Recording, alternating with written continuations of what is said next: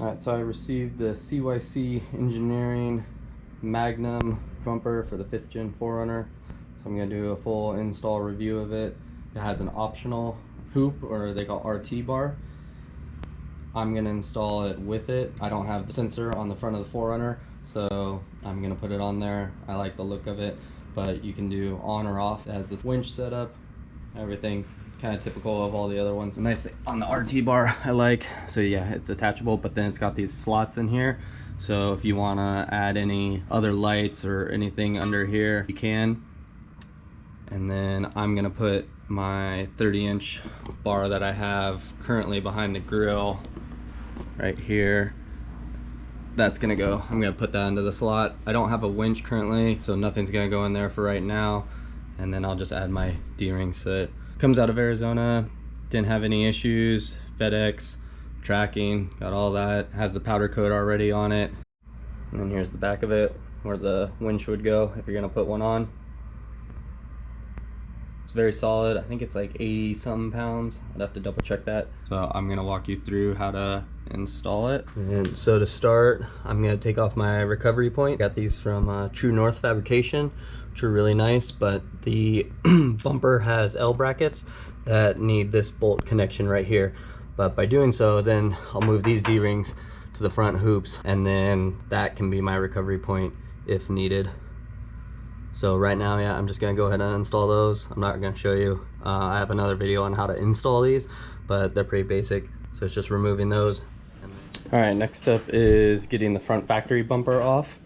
So you start under the hood, getting this plastic piece off. You just pop all the pins. Then you're gonna go on the side over here. You're gonna take these out right there. And then there's some more under here. I'll show you once I get there.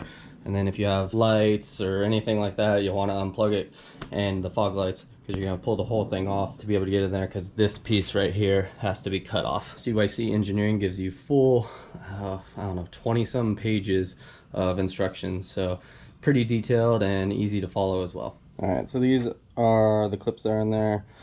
Fairly easy to get off. I have a panel popper tool, but a screwdriver. There's the little notches in here. You just slide it in, pull it out, and then just kind of pull this whole top piece out, and then they just slide right out. Since I'm disconnecting this top part from the main part of the bumper, there's some tabs right in here you'll be able to see, and that's how you can unclip it. So yeah, fairly easy, straightforward. Again, this is also in their instructions that they provide. Same thing, come under the bumper, and you got this plastic piece here if you haven't taken it off already for an aftermarket skid plate. I still left mine on. I have the Yoda Mafia skid plate, but yeah, I just put it back on. So these are all 10mm that you'll take out, and then once you get that loose, then you can either pull it slightly off and then unplug the fog lights, or just get the fog lights now, whichever you prefer. Since I'm down here, unplug the fog lights back behind here. The tab is on the bottom, and so you'll push up and then pull. The passenger, if you've never been under here, has like dust cover over it, so maybe it's a little tighter fit. Driver side's super easy. So I got it all, the screws and everything, fog lights unplugged. So now you're going to basically grab right in here. There's the little tabs. You can just kind of just start prying it out, get the liner out of the way, and then you're going to pull it towards you. Like that. And you're just going to work your way around and then grab it. Done it one person. I put the blanket down here just so I don't scratch it, but two people definitely makes it easier. Before you pull the bumper all the way off, if you're doing like I did, you take this part off first, so it could just be set up there. And it just got these little tabs, and you can just kind of pull it towards you and set it up there, and the rest of the whole bumper is just going to come right off. I do have a front camera right here, so just if you have a camera or anything else, you're going to have to unplug. If you have the sensor there, you have to unplug it so you can pull the bumper off. All right, so you can see what it looks like without it. I had taken my bumper off before to put the behind the grill LED light bar. I just made my own brackets from some concrete hangers, actually. Super cheap, easy to do for the most part, but I'm gonna take the light bar off, and then it's gonna get installed onto the bumper. Take this foam piece off right here. So the instructions say to take those 3 bolts out and then go to the back 3.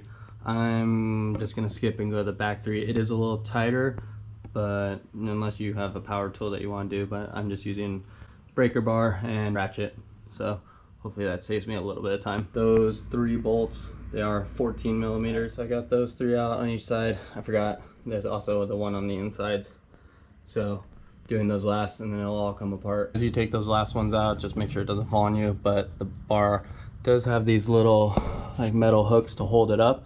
So once you get both of them out, you just kind of lift the bar, lift the whole thing up, and they'll pop right off. Next up, we're gonna cut this plastic on the passenger side. Right now, it's gonna go in towards this hump, basically follow this hump and down in.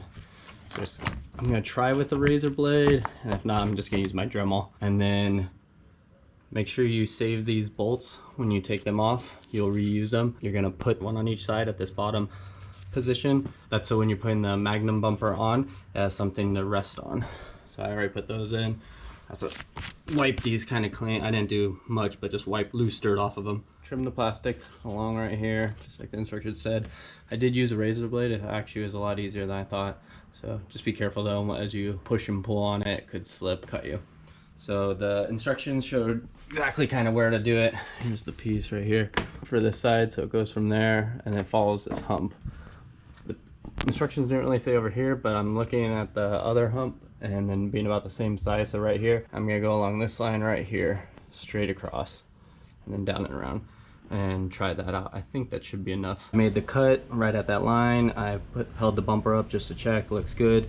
So now I'm going to go ahead and install my LED light bar on it. Here's all the hardware and brackets that come with the bumper, all the bumper washers, nuts, bolts. These two, I got to figure out what those are for exactly, but they already came together. These and these plastic right here are for the RT bar, and then you got the support L brackets, LED L brackets, and then some flat mounting brackets. So as I go, I'll see what they're for and how much they're needed. Oh, also little caps if you decide not to use the RT bar. They have the holes already, so you just put those in there. It's not all a light bar. You have your L bracket, so it's going to sit short end up. So I'm going to put the bracket on my light bar first, see if that works, get it adjusted. And then the nice thing is this is really long, so you can move it in and out according to your light bar length, because some of them aren't fully, maybe they're 32 inch or whatnot. So yeah, and then you can center it in this slot. So right now, here's my light bar on. I have a washer already here. Put that on. Put my other washer and nut.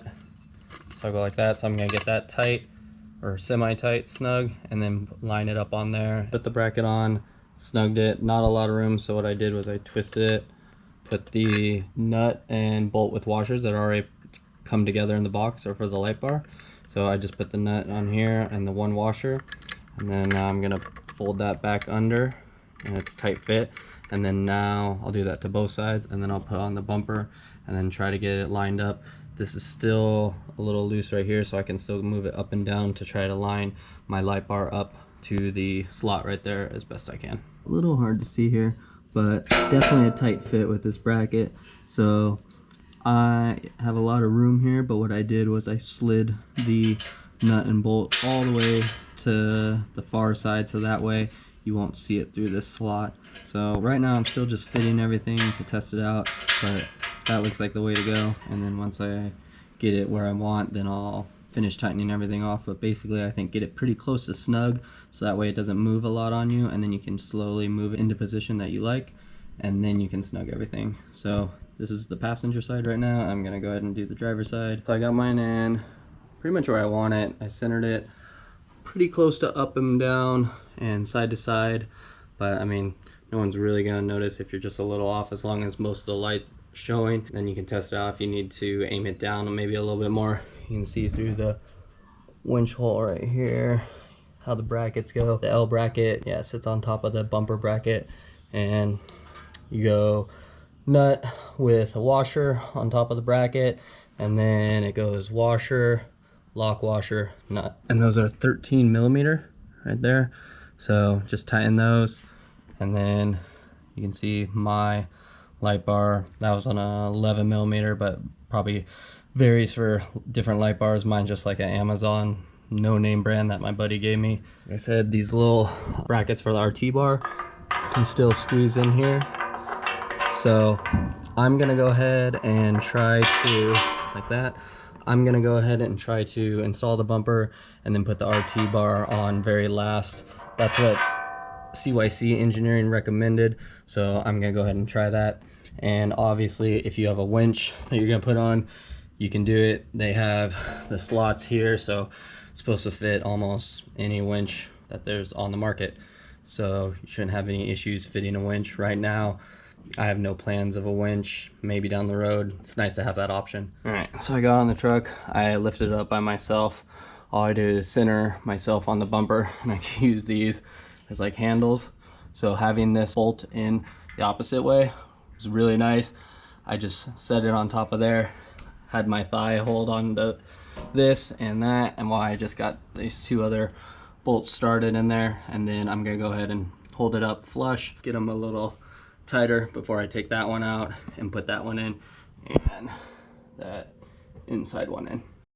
Okay, so I got those fairly snugged, but that way I'm gonna line up the brackets right here that go from the bumper to this main frame mount, so that way it all lines up. Take the bracket, this is the driver's side where towards the frame it goes down a little bit. Take the big bolt, I have to lift back at the size.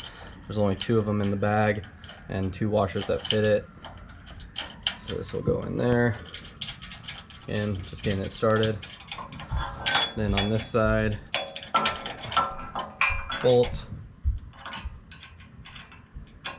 washer, and then the nut with the teeth to be able to grab into like towards the washer. Make sure it's flat on here when you go in, because there's a little weld right here. You don't want it sitting unlevel with that, so you get that going in. And then same thing with this one, pushing it up. No need to have it hanging down further and have something to snag on when you're off-roading or whatnot. So again, I'm just getting these all like in place and kind of snug. Once it's all lined up right, then I'll go back and tighten it all more. Got it where I think I want it. Got everything tight down for now. Gonna go ahead and cut the bumper, and then you can see I had actually some extra room on the plastic. I don't think I had to cut that much, but it shouldn't really matter. I see plenty of guys who just take this plastic completely off. I got the front valance off, so now I'm taping it off. Instructions say 1.5 inch tape. Mine's just under, but I pulled it down. Basically, I'm going to cut, if you had a valance on, I had a dirt line right there. I'm gonna cut right along that the whole way around. And then on the sides here, it says to have 3/8 of an inch from bumper that's gonna stay going in. So I'm gonna cut it right on that corner edge of this piece right here that's gonna have to be removed, and then see if that fits. I decided to go ahead and put one more strip, adding an extra like 1/8 inch or so down. I'm just gonna be using a Dremel, and I have a circular blade as well as like a little, I forget what these are called, but this little blade with the teeth, and then just kind of go along there. I actually use this a lot for my cutting plastic.